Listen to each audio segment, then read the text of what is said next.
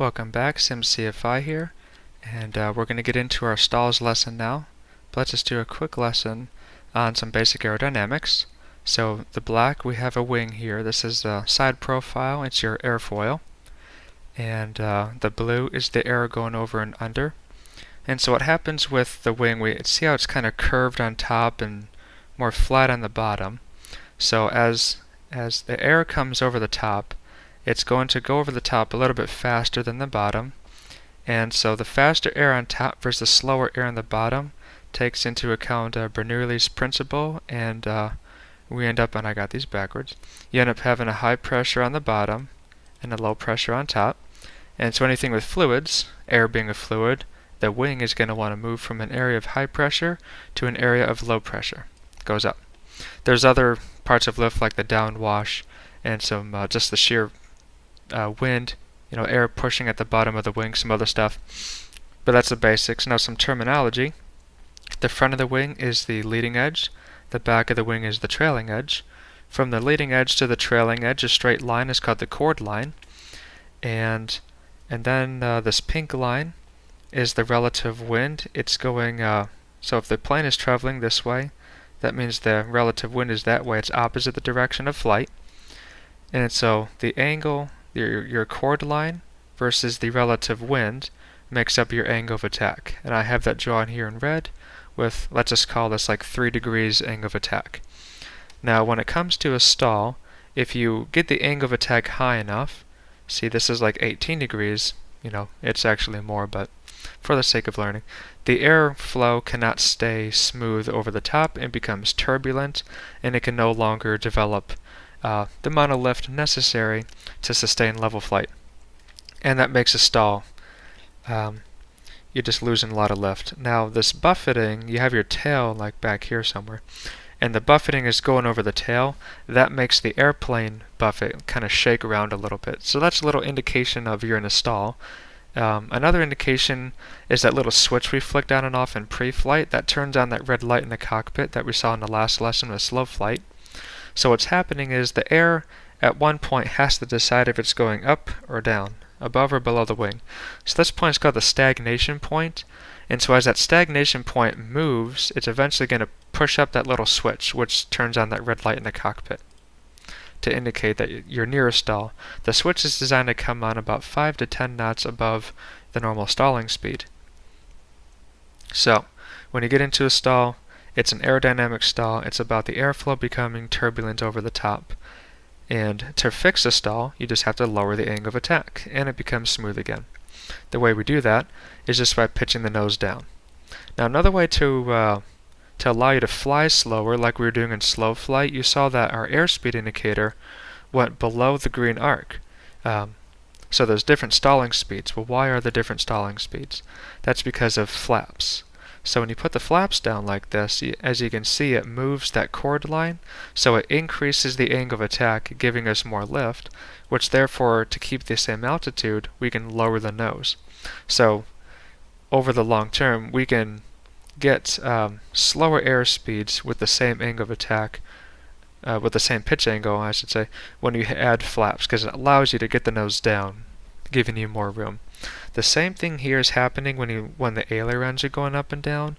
When one aileron is down, the other one is up. When it's down, it's creating more lift, more angle of attack. More lift makes more drag. The drag from lift is called induced drag, and that's coming off the wingtip. We have your wingtip here. And as we have this high and low pressure, the high pressure wants to get to the low pressure. When it comes around to the wingtip, it finds its escape and goes out, up, and around. But the plane is moving forward.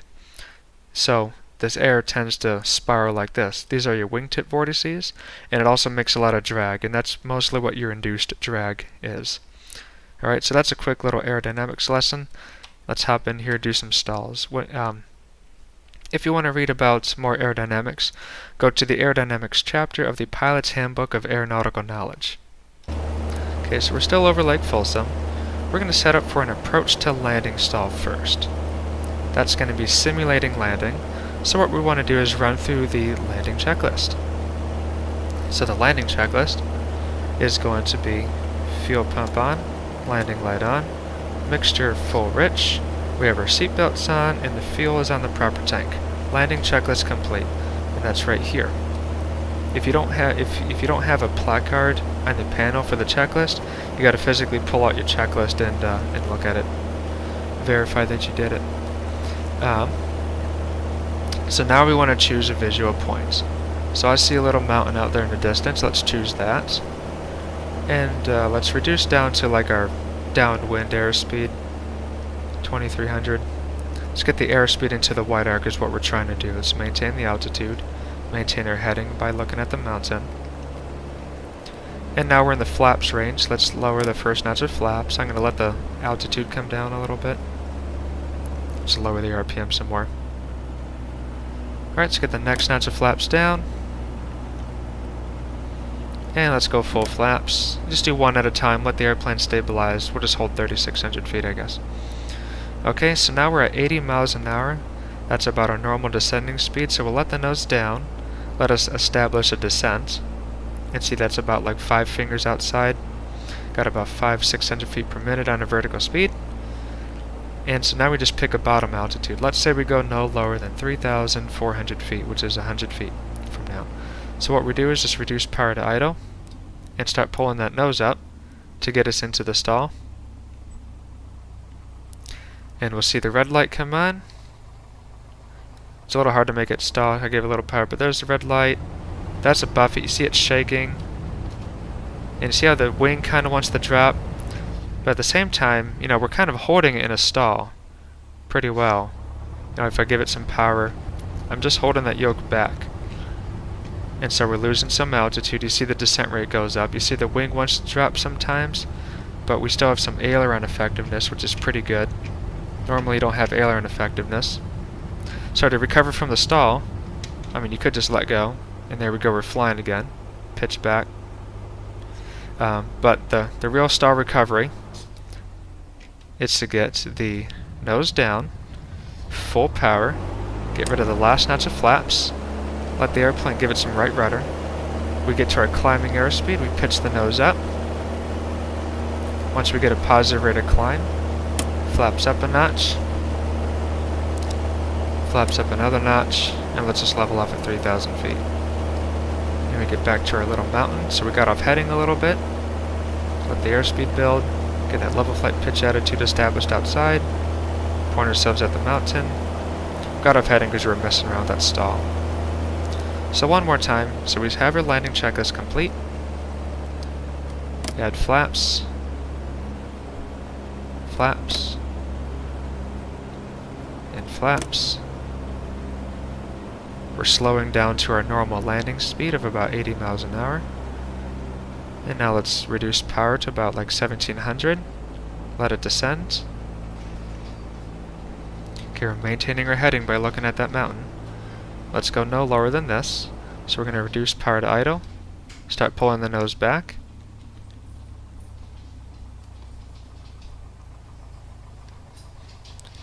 And there's pretty much the stall right there. So let's let the nose down, give it full power, last notch of flaps up, right rudder, because see it wants to slide to the left.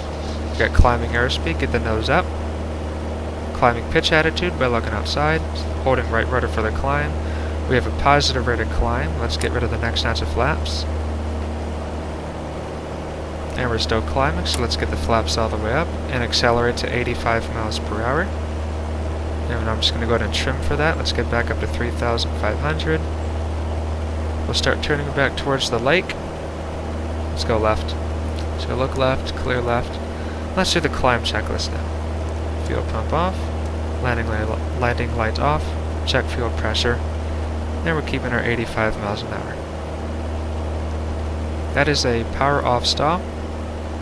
Now we'll get into a power on stall. So we got some clouds out here, we'll use that as a point. Like I said, normally before each maneuver you want to do your clearing turns.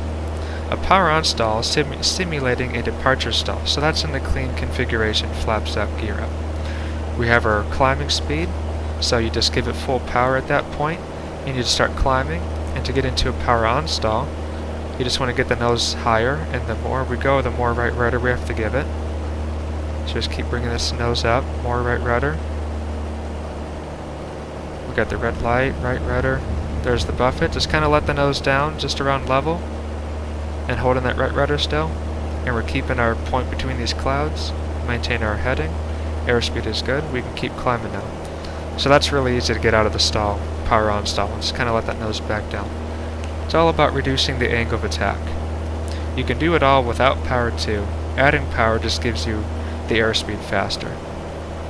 Now, if you let the wing dip in a stall, that can lead to a spin. A spin is when one wing is stalled more than the other. So let's get into that a little bit. It's kind of hard to spin a Cherokee, so let's try it. But you kind of see what's going on. So I'll just do it with the flaps up. We got enough altitude to recover. Do a little bit more altitude in real life, maybe 5,000 feet. We'll get it into, I won't use the rudder. I'll get the stick all the way back, give it some power to help aggravate it a little bit. Now see, the Piper Cherokee with its constant chord rectangular wing, it holds it pretty well, doesn't want to drop a wing. The Cessna kind of wants to drop a wing. But let's give it some rudder to get it into a spin. And you see we're going nose down at like a 45-degree angle. To recover, you got to get the power to idle, neutralize the ailerons, put full opposite rudder, and get the stick forward to recover from the stall. Then you really got to start pulling back to avoid getting way too fast. I see that's just barely enough altitude. Now we start getting the power in, and we're climbing out. So if you ever find yourself in a spin, you got to remember the acronym PAR, P-A-R-E, power to idle, ailerons to neutral, because if you're spinning left and you turn right, that's going to tighten up that spin because you're lowering that aileron, increasing adverse yaw of that drag. So power idle, ailerons neutral, opposite rudder, stick forward to break the stall. Alright, we're going to climb back up to 3,000 feet and we'll see you in the next video for steep turns.